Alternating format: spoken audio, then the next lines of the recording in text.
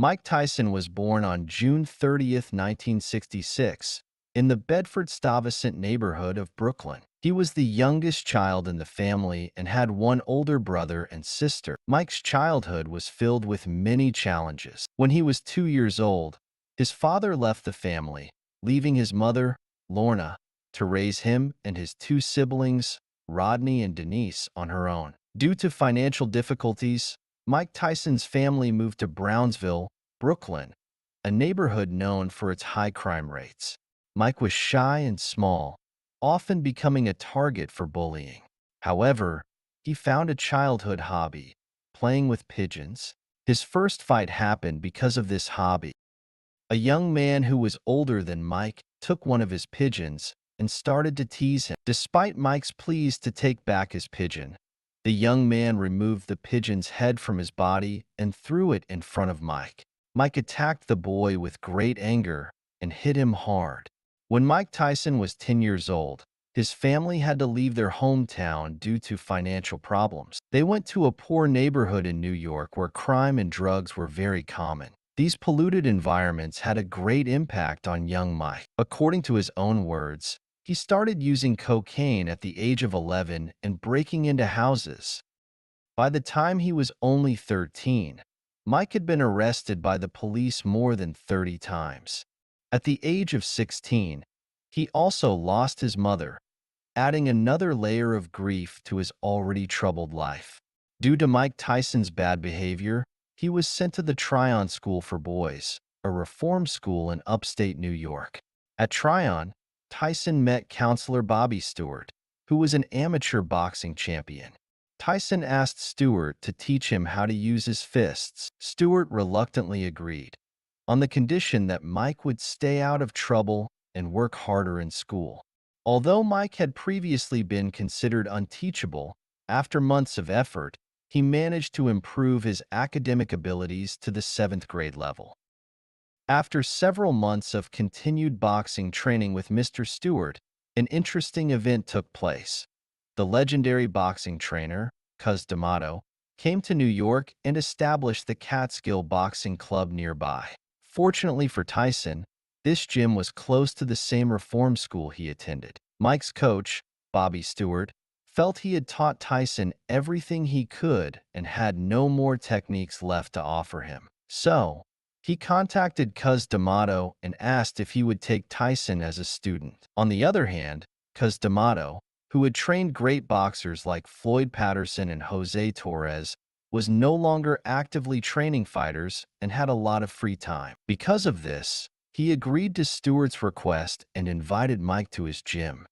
After a short time, D'Amato noticed the incredible physique, skill, and drive of this troubled teenager. He then asked two others, Teddy Atlas and Kevin Rooney, to join him in training Tyson. Very soon, a strong and experienced team was formed around Mike Tyson. D'Amato, who was aware of Tyson's mother's death and his difficult childhood, grew closer to Mike, forming an emotional bond with him, to the point that Mike was truly considered a member of D'Amato's family. D'Amato emphasized the importance of controlling Tyson's anger and using it properly, and he was remarkably successful in taming the angry and troubled Tyson. As Mike and D'Amato's team worked hard, the time for competitions finally arrived. Now, it was Mike Tyson's turn to prove himself.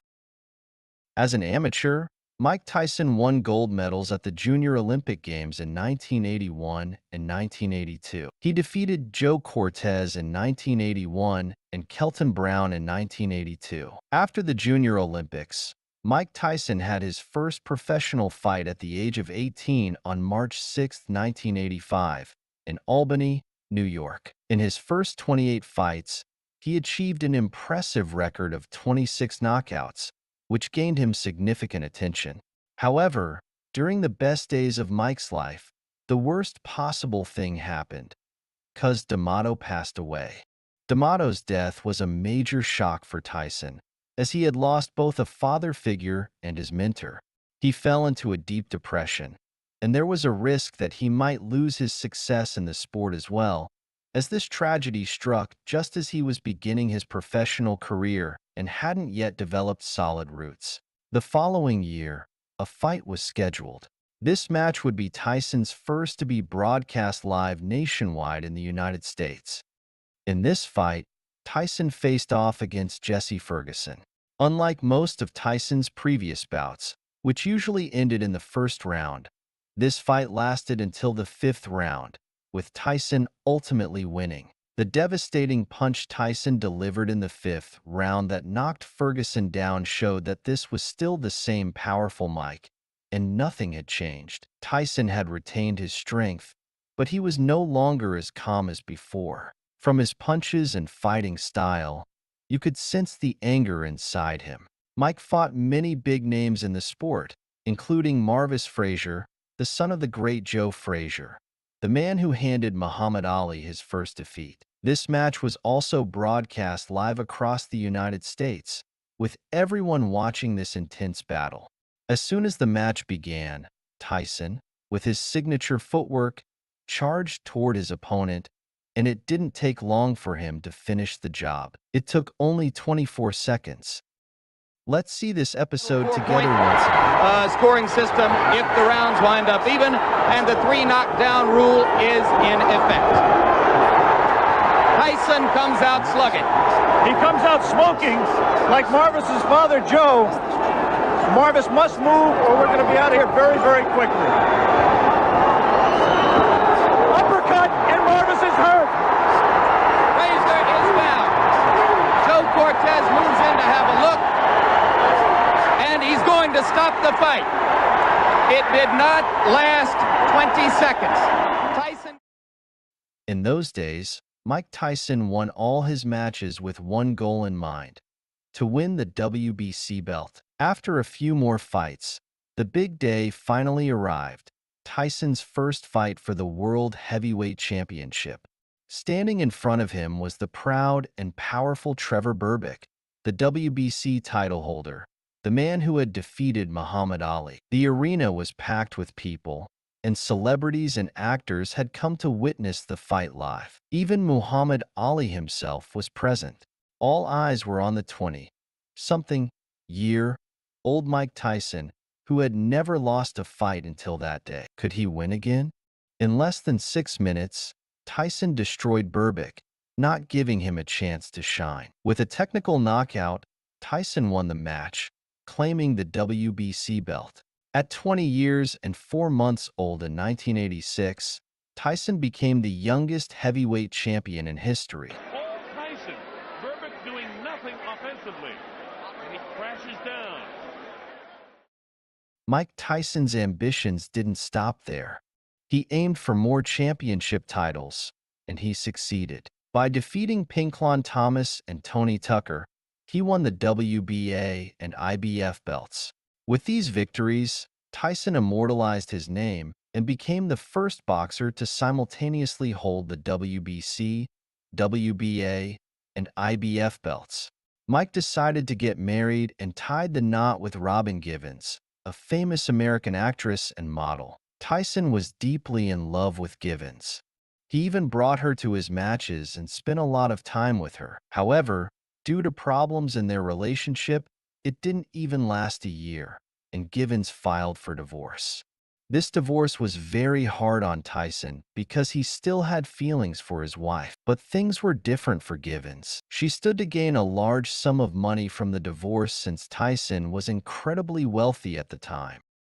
Then these problems led to Mike's downfall. He was arrested for assault and went to prison. Mike Tyson went to prison under the worst possible circumstances, but he had plenty of time to reflect on his mistakes and think about correcting them. While in prison, he even converted to Islam and changed his name to Malik Abdulaziz. He got permission from the prison warden to train and regularly practice the techniques D'Amato had taught him. Because of this, during the 3 years he spent in prison, he didn't lose much of his form, and immediately after his release, he returned to the world of boxing. In his first match after being released, he faced Peter McNeely. With a calm mind and a ready body, he stepped into the ring, and as you saw, it was as if the old Tyson had been reborn.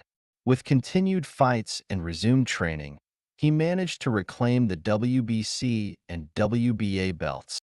Besides these matches, Mike has had over 50 boxing bouts, which discussing them all would be too much for this video. According to the ranking done by BoxRec, Mike Tyson is ranked 16th among the greatest boxers in the world. After 20 years of activity in the boxing world, following 2 consecutive losses, Mike Tyson officially retired from boxing.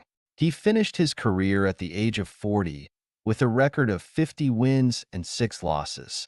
Of course, the name of this great boxer will never be forgotten and will remain immortal in the world of boxing. Besides boxing, Mike Tyson has also had activities in cinema. Another reason for his widespread fame is his acting, as he also shined brightly on the big screen. He has appeared in over 50 movies and documentaries, and here we will review some of the most famous ones: Ip Man 3, Pharaoh's War, Vendetta, Mike Tyson, Knockout. Mike Tyson also has a great ability to create various controversies. Next, we will take a look at some of the most high-profile incidents involving him that received significant media attention. Ordinary or even luxury houses weren't enough for Mike Tyson's needs. For this reason, he bought a mansion in Connecticut with a footprint the size of a football field. Some of the features of this mansion include 21 bedrooms, 25 bathrooms, indoor swimming pools, jacuzzi, game and billiard rooms. However, in 2003, due to financial problems, Tyson declared bankruptcy and put the mansion up for sale. Among the matches Mike Tyson fought after his release, 2 of them were against Evander Holyfield, where some strange and unreasonable events occurred. In the first match, Holyfield defeated Tyson and won the fight, but Tyson's team believed that Holyfield had headbutt Tyson and committed fouls. Despite the opinion of Tyson's team, the referee ruled those hits as accidental and did not change the result. The second fight lasted only 3 rounds. You might think that Tyson knocked out his opponent as usual, but you'd be wrong. The match was stopped with Tyson being disqualified. In the second fight, during the match, Mike bit Holyfield's ear twice. The first time, the referee stopped the match, gave Mike a warning, and the fight resumed. But the second time, Mike bit Holyfield's other ear, tore off a piece of it, and spat it onto the floor. Holyfield, with his head and face covered in blood, was screaming in the ring. The referee completely stopped the fight, and it ended with Tyson being disqualified, giving the win to Holyfield. Tyson explained his actions by pointing to Holyfield's headbutts in their previous match, and the day after the fight, he officially apologized to Holyfield. When we talk about pets, our minds automatically think of cats, dogs, pigeons, and other harmless animals. But this time, the situation is different. We're talking about Mike Tyson's pet, not an ordinary person's. So, naturally, we shouldn't expect anything normal here either. Tyson keeps a tiger at his home.